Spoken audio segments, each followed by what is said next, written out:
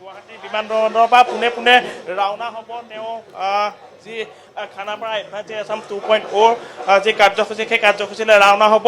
অসমৰ বাবে এটা যথেষ্ট ভাল খবৰ। অসমত খোজ দিছে বিশিষ্ট উদ্যোগপতি মুকেশ বিধুভাই আম্বানী আৰু কিছু সময় পাছতে যি কাৰ্যসূচী সেই কাৰ্যসূচী এডভান্সেজ আছাম 2.0 যি কাৰ্যসূচী সেই কাৰ্যসূচীত তেওঁ ভাগ ল'ব। ইতিমধ্যে এখন বিশেষ বাহনেৰে ৰাওনা হ'ব এতিয়া খানাপাৰা যি 2.0 যি কাৰ্যসূচী সেই কাৰ্যসূচীলৈ। এটা ক'ব লাগিব যে অসমৰ যিসকল উঠি অহা প্ৰজন্ম আছে বা অসমৰ যি উদ্যোগীকৰণৰ দিশত বা অৰ্থনৈতিক দিশৰ যি স্বাৱলম্বিতাৰ যি খোজত এটা আচলতে খোজ হৈছে যে এডভান্সেজ আছাম 2.0। গতিকে এই 2.0ত ভাগ লোৱাৰ উদ্দেশ্যে বিশিষ্ট উদ্যোগপতি বা বিশিষ্ট ব্যৱসায়ী মুকেশ বিধুভাই আম্বানী গুৱাহাটীত আহি উপস্থিত হৈছে আৰু কিছু সময় পাছতে এডভান্সেজ আছাম 2.0 যি কাৰ্যসূচী আছে খানাপাৰা ফিল্ডত সেই ফিল্ডত তেওঁ ফিল্ডৰ দিশে ৰাওনা হৈছে। গতিকে ক'ব লাগিব যে অসমৰ বাবে এয়া যথেষ্ট এটা ভাল খবৰ, কিয়নো কেইবাখনো MOU আজি স্বাক্ষৰ হ'ব মুখ্যমন্ত্ৰীৰ সৈতে। গতিকে এই মুখ্যমন্ত্ৰীৰ সৈতে স্বাক্ষৰ যিহেতু হ'ব, গতিকে এই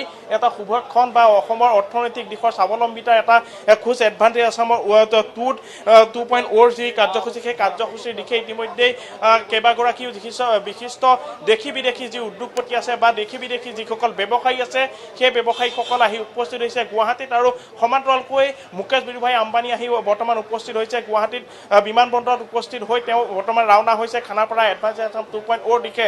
গতিকে অসমৰ বাবে এয়া পুনৰ কৈছোঁ যে অসমৰ বাবে যথেষ্ট এটা ভাল খবৰ। উদ্যোগীকৰণৰ ক্ষেত্ৰত অৰ্থনৈতিক দিশত অসমৰ যি ধৰণৰ এটা খোজ, এই খোজৰ ক্ষেত্ৰত যথেষ্ট ইয়াক সহায়ক হ'ব, কিয়নো উঠি অহা প্ৰজন্ম যি আছে উদ্যোগীকৰণৰ যি আচলতে এটা আশা বা ব্যৱসায়িক ক্ষেত্ৰত নিজকে স্বাৱলম্বিতা কৰাৰ যিটো এটা আশা, সেই আশাৰ ক্ষেত্ৰত এনেধৰণৰ যি বিশিষ্ট ব্যৱসায়ী যি বিশিষ্ট উদ্যোগপতি যি অসমলৈ যি আগমন, সেই আগমনে কিন্তু যথেষ্ট এটা আশাৰ সঞ্চাৰ ইয়াৰ পৰা লাভ কৰা যাব। হয় অনুভৱ, আপুনি পোনপটীয়াভাৱে সম্প্ৰচাৰ আপোনালোকে দেখুৱাই থাকক বিমানবন্দৰৰ পৰা। ইতিমধ্যে আমি আপোনালোকক জনাইছোঁ বিশিষ্ট উদ্যোগপতি মুকেশ আম্বানী আহি উপস্থিত হোৱা পৰিলক্ষিত হৈছে। আমি পোনপটীয়াভাৱে আপোনালোকক দেখুৱাইছোঁ। মন্ত্ৰী পীযুষ হাজৰিকা উপস্থিত আছে আৰু তেওঁক উষ্ম আদৰণি জনোৱা পৰিলক্ষিত হৈছে আৰু সমান্তৰালভাৱে বিহু নৃত্য প্ৰদৰ্শন কৰা হ'ব মুকেশ আম্বানীৰ সন্মুখত। অসমৰ কলা সংস্কৃতি প্ৰদৰ্শন কৰা হ'ব বিশিষ্ট উদ্যোগপতিগৰাকীৰ সন্মুখত। আৰু এইদৰে ইজনৰ পিছত সিজনকৈ বিনিয়োগকাৰী আহি উপস্থিত হৈছে, বিশিষ্ট উদ্যোগপতি আহি উপস্থিত হৈছে, ৰাষ্ট্ৰদূত আহি উপস্থিত হোৱা পৰিলক্ষিত হৈছে বিমানবন্দৰত। পোনে পোনে তেওঁলোকে খানাপাৰালৈ ৰাওনা হ'ব আৰু খানাপাৰাত তেওঁলোকে সন্মিলনত অংশগ্ৰহণ কৰিব। ইতিমধ্যে আপোনালোকক জনাইছোঁ আজি বিকশিত অসম সন্দৰ্ভত আলোচনা কৰা হ'ব। এই সন্মিলনত প্ৰথমখন সন্মিলনৰ আলোচনা সত্ৰত ইতিমধ্যেই উল্লেখ কৰিছোঁ যে বিকশিত অসম সন্দৰ্ভত আজি আলোচনা কৰা হ'ব। আৰু এইদৰে ইজনৰ পিছত সিজনকৈ ৰাষ্ট্ৰদূত আহি উপস্থিত হৈছে, বিশিষ্ট উদ্যোগপতি আহি উপস্থিত হৈছে। ৪৫খন ৰাষ্ট্ৰৰ ৫৮০গৰাকী বিনিয়োগকাৰীয়ে যিহেতু অংশগ্ৰহণ কৰিব।